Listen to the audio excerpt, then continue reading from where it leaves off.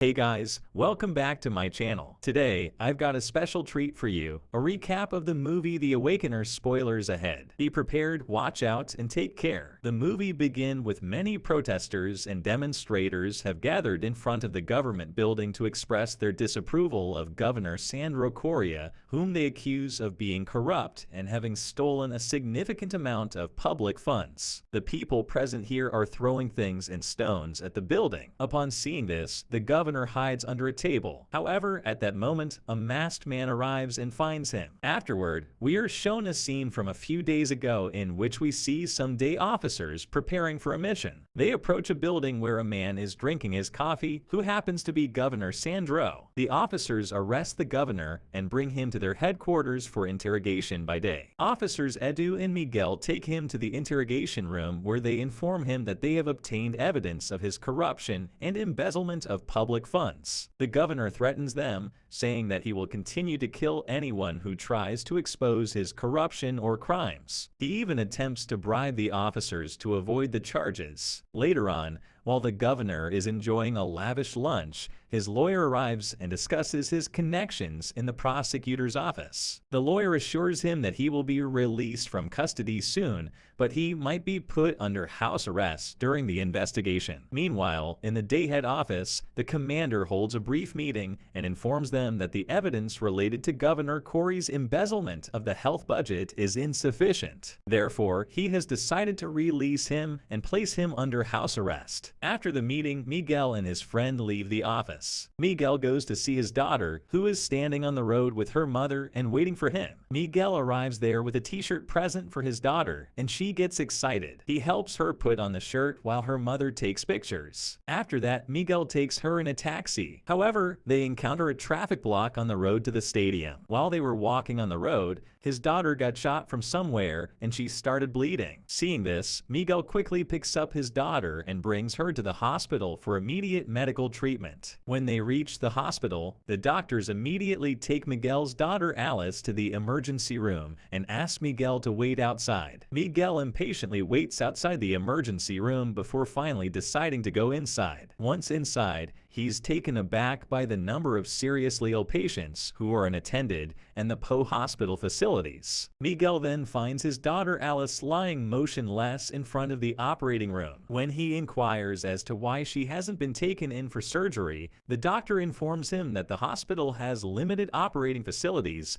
causing many patients to wait for their turn, leading to delayed treatment. Unfortunately, Alice's pulse slowly faded and she passed away. After some time, Miguel's ex-wife and Alice's mother arrived at the hospital and was devastated to find out that her daughter had passed away. After this, we see the governor, who has been granted bail and released from custody due to the lack of evidence against him. In the next scene, the governor approaches Mike and declares his candidacy for the upcoming presidential election. He pledges to increase the budget for the health sector in public hospitals and promises to improve the welfare of the people. While jogging on the road and still grieving over his daughter, Miguel is consumed by the thought that inadequate hospital facilities caused her untimely death. He believes that his daughter could have been saved if the health sector had enough hospital facilities and equipment, and that patients should not be neglected and ignored. As he jogs, he passes a shop and catches a glimpse of the news, which reports that Governor Coria has been released from prison and found not guilty of any corruption or embezzlement of health funds. Upon seeing the news, Miguel became even more furious and frustrated with the system. He joined the crowd of protesters at the government building and attacked the police officers in anger. The police responded with tear gas, but luckily a gas mask fell in front of Miguel and he quickly put it on. As a trained special forces man, Miguel was able to overcome many police officers who were guarding the building. He climbed the building and entered inside. He stealthily crept up to the governor's bodyguards, taking them out one by one. He then advanced to the governor's hiding place and unleashed a flurry of punches, ultimately resulting in the governor's death. The following day, Miguel returns to work and is summoned by the chief at the DAE head office. The chief asks Miguel and other members of the agency to investigate the recent protests that turned violent. He informs them that the investigative team has arrested several suspects believed to be the instigators of the demonstration. Miguel was tasked by the chief at the head office to investigate the protest that occurred the day before. Among the suspects arrested, he recognized one of the women from the protest. He interrogated her, and she introduced herself as Nina, a programmer. Nina then revealed that she had recorded Miguel's actions on her phone during the protest where he was beating the police officers. Fearing the consequences, Miguel went to the evidence room and found Nina's phone. However, he ultimately decided to let her go, realizing he had no choice. Miguel spent the night analyzing the video and events,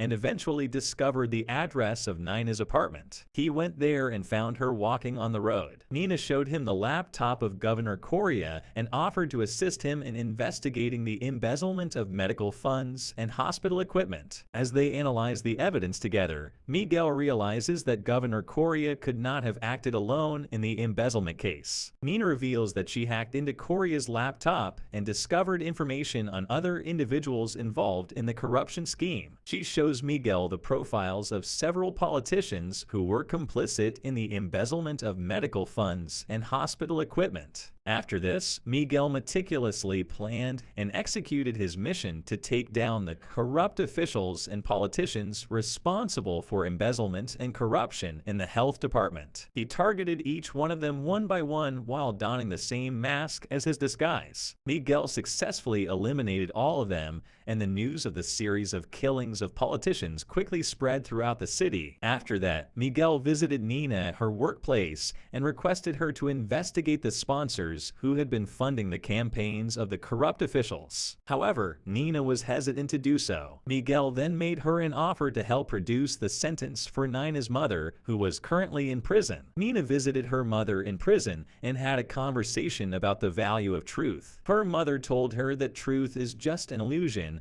because what is true for one person may not be true for another. In the next scene, Nina manages to find the profiles of the sponsors of the corrupt politicians who turn out to be none other than Gomez. She takes control of the surveillance camera system in a building where Gomez is coming to meet Minister Regina. Meanwhile, at the head office, Edu is going through the suspect files from the day of the governor's death and comes across Nina's profile. He discovered the masked man's next target was the awakener, Minister Marta Regina. Edu tried to call Miguel to inform him of this. However, Miguel failed to answer, so Edu proceeded to the minister's building alone. Upon arrival, he saw the masked man and gave chase, firing at him. But Miguel managed to elude him and hasten to Nina. As he had been shot, Nina treated his wound. The next day, Miguel and Edu presented their findings that Minister Regina had colluded with Ontario Gomez, who had financed the corrupt officials' campaigns. Despite this, their chief rejected the investigation results and ordered them to halt the investigation into Minister Regina. Miguel was infuriated by this decision and decided to take matters into his own hands. He targeted and killed Gomez himself. After some time, Miguel arrived at Gomez's residence and saw him having dinner with several other officials. Gomez's son was also present, expressing his reluctance to become president. Upon arriving at Gomez's residence, Miguel witnesses the corrupt officials, including Gomez and his son, having dinner together. Despite the son expressing his unwillingness to become president, Gomez tries to persuade him. Miguel takes matters into his own hands and intentionally shoots Gomez's son, hoping to make him confess his wrongdoings. However, Gomez manipulates his son's death to gain public sympathy and announces his candidacy for presidency. After investigating the murders, Sakara, the private spy of Ontario Gomez, discovered that the killer had an accomplice. Through his calculations, he suspected that Nina's boss was the Awakener's partner. Sakara was hired by Gomez himself to investigate the murders, and he eventually killed Nina's boss. After discovering her boss's dead body, Nina becomes frightened and flees to Miguel's location. However, Sakara and his men track her down and launch an attack on Miguel's hideout. In the midst of the shootout, Miguel shields Nina and urges her to escape from the scene. In the following scene, Miguel dons his mask and engages in combat with Sakara's men. During a fight with one of the henchmen, Sakara takes Nina hostage and demands that Miguel kill another presidential candidate, Julia Machado, to save her life. Miguel is left with no choice but to comply. Later, the police arrive at Miguel's hideout, and Edu and his team search the premises. They are shocked when they discover that the Awakener was Miguel's best friend and colleague. After arriving at the debate location, Miguel was about to attack Julia when Edu intervened and prevented him from doing so. The two engaged in a heated confrontation, with Edu urging Miguel to cease his violent actions. However, Miguel was unwavering and continued with his plan,